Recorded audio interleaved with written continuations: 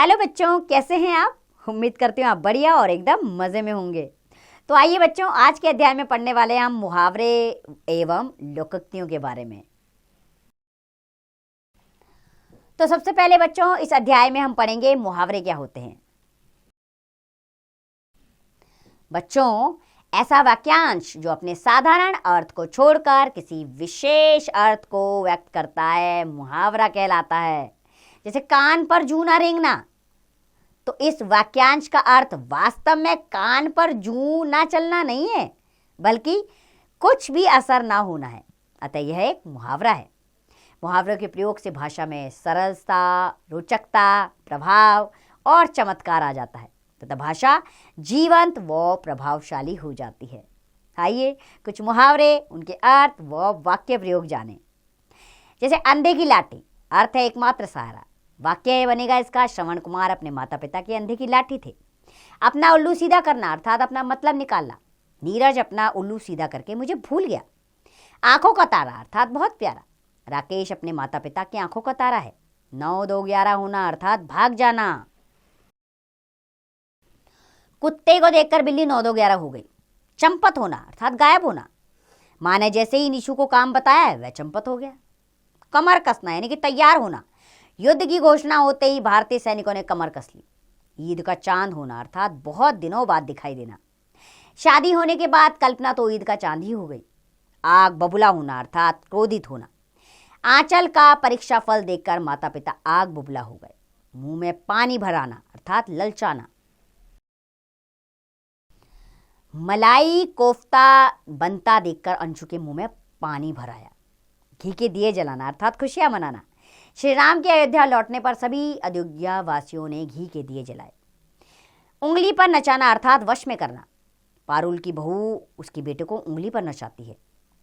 टका सा जवाब देना अर्थात साफ इनकार करना। निशा ने अपने भाई से उधार मांगा तो उसने टका सा जवाब दे दिया। आसमान सिर पर उठाना अर्थात शोर मचाना। रश्मि ने चॉकलेट के लिए आसमान सिर पर उठा लिया। अक्ल का दुश्मन अर्थात मूर्ख होना। कालिदास के अक्ल के दुश्मन होने का पता इस बात से चलता है कि वे जिस डाल पर बैठे थे उसी को काट रहे थे। आस्तीन का सांप अर्थात विश्वासघाती मित्र। रोहित तो आस्तीन का सांप निकला, मेरा सारा भेद शत्रुओं को देता रहा। चांद का टुकड़ा अर्थात बहुत सुंदर। मालिनी तो वो बहू के रूप में चांद का टुकड़ा लाई है।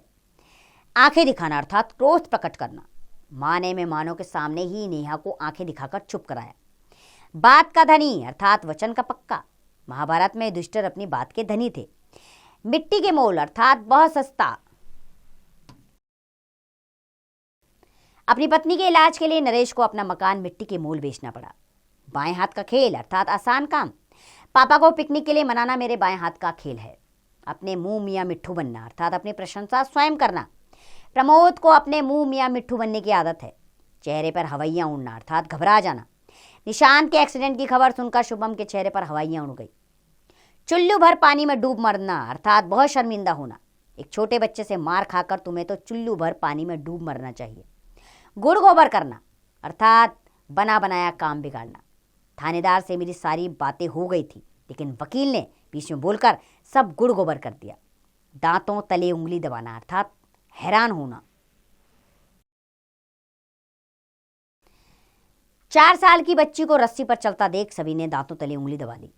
डंके की चोट पर करना अर्थात निडर होकर खुलेआम करना।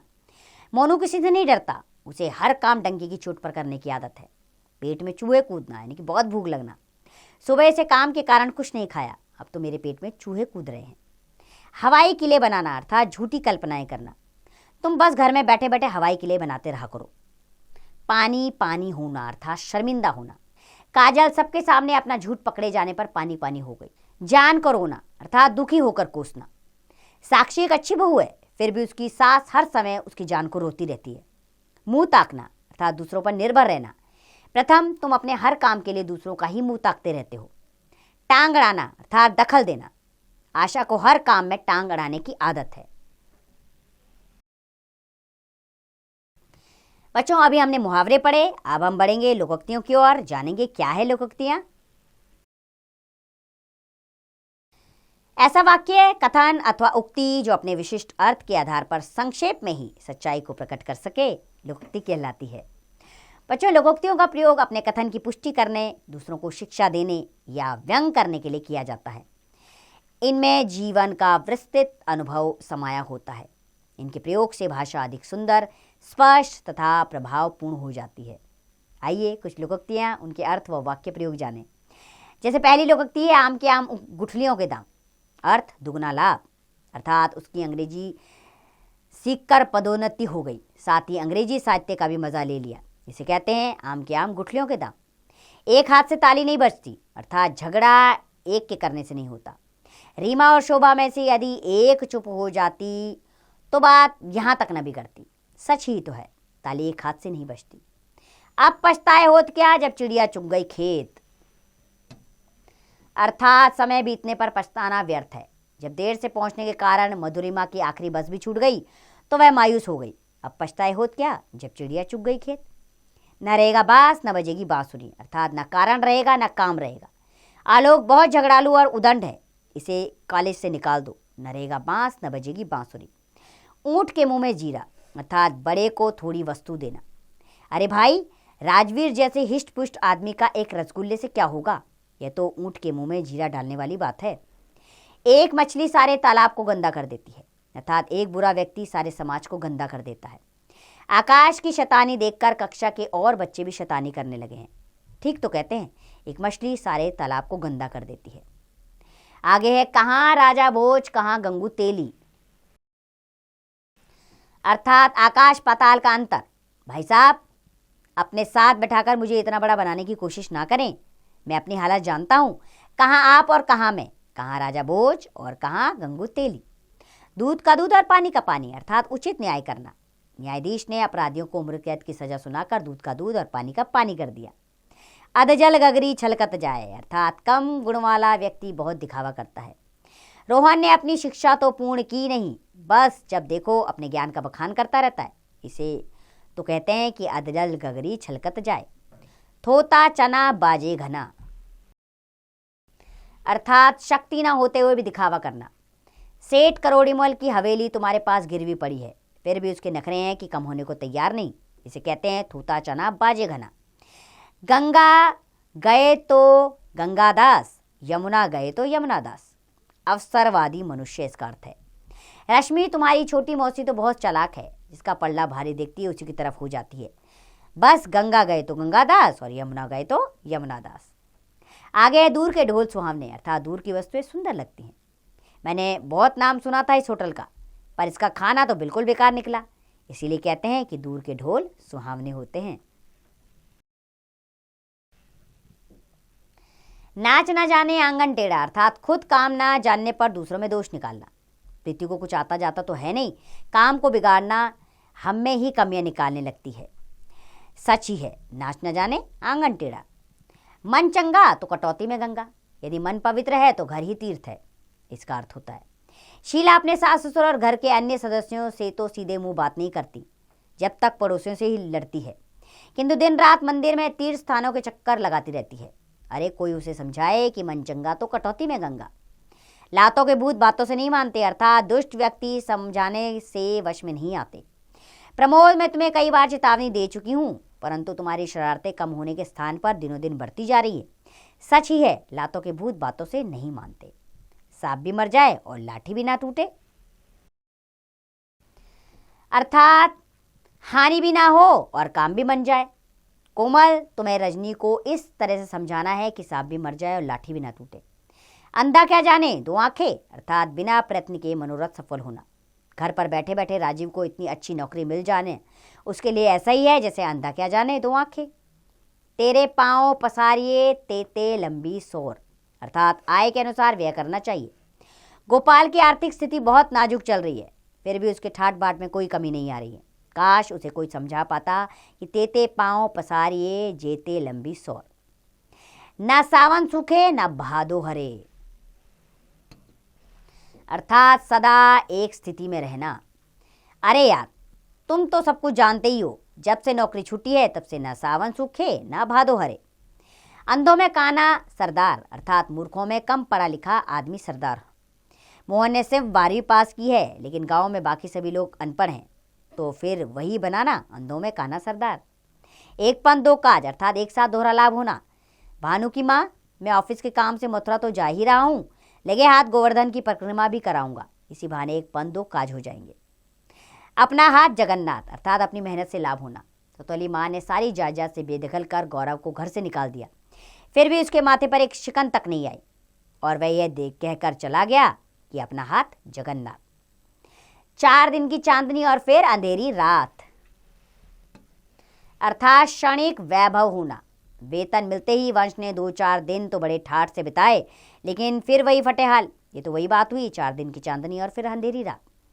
मुल्ला की दौड़ मस्जिद तक, अर्थात जितनी पहुंच उतना काम। मैं तो बच्चों को खिलाने रोज शाम को पास के पार्क में ले जाता हूँ, और कहाँ जाए, मुल्ला की दौड़ मस्जिद तक। दूध का जला छाछ भी फूक फूक कर पीता है, अर्थात धोखा खाया व्यक्ति सदा सावधान रहता है। जब से शर्मा जी ने अपने पार्टनर कुलभूषण से धोखा खाया है, वह किसी पर विश्वास करने को राजी नहीं होते हैं। सच ही कहते हैं, दूध का जला छाछ भी फूक फूक कर पीता है। आगे कुआं और पीछे खाई, हर और संकट इसका अर्थ है। नीरज अपना सारा व्यवसाय जुए में हार गया और मकान तो उसने पहले ही गिरवी रखा हुआ था।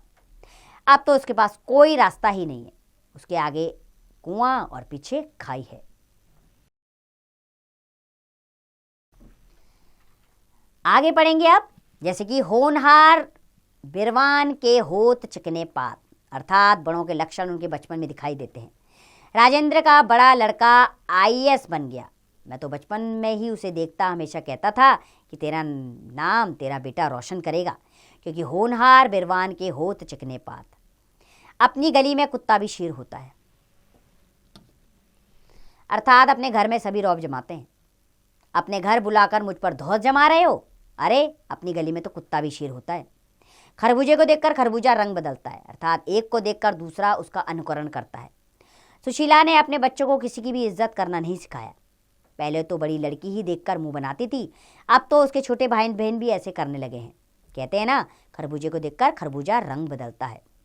एक अनार 100 बिनाब, अर्थात एक वस्तु के अनेक ग्राहक। इस कार्यालय में लिपिक के केवल 2 स्थान रिक्त हैं, जिनके लिए 200 से भी अधिक आवेदन पत्र आए हैं। इसे कहते हैं एक अनार 100 बीमार। आइए बच्चों, अब मुहावरे और लोकोक्तियों में एक बार अंतर भी जान लेते हैं। मुहावरे, बच्चों मुहावरे वाक्यांश होते हैं, जबकि लोकोक्ति पूर्ण वाक्य होती है। मुहावरे, इनका प्रयोग वाक्य के बीच में कहीं भी किया जा सकता है, लेकिन लोकोक्ति अक्सर वाक्य के अंत में लिखी जाती है। मुहावरे वाक्य में प्रयोग करते समय मुहावरों के रूप में परिवर्तित होता है, अर्थात वाक्यों में प्रयोग करते समय मुहावरों के रूप में परिवर्तन होता है, लेकिन वाक्यों में प्रयोग करने पर लोकोक्ति के रूप में कोई परिवर्तन नहीं होता है। ये इन दोनों में स्पष्ट 3 अंतर पाए जाते हैं।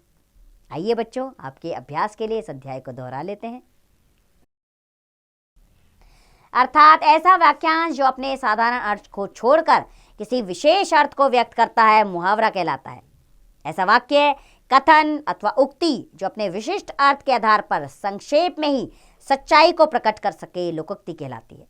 और मुहावरों के शब्द वाक्यानुसार परिवर्तनीय होते हैं, जबकि लोकोक्ति के स्वरूप में परिवर्तन नहीं किया जा सकता। तो बच्चों, हमने ढेर सारे मुहावरे, उनके अर्थ और वाक्य भी पढ़े, ऐसी लोकोक्तियाँ भी पढ़ी हमने। मैं उम्मीद करती हूँ आपको सारे वाक्य, मुहावरे, लोकोक्तियाँ समझ में आया होगा। आप भी अपनी रोज की दिनचर्या में इनका प्रयोग कीजिए, इसकी आदत बनाइए। आपकी भाषा प्रभावपूर्ण बन जाएगी और सबको बहुत पसंद भी आएगी। अब इसका अभ्यास कार्य आप स्वयं कीजिए।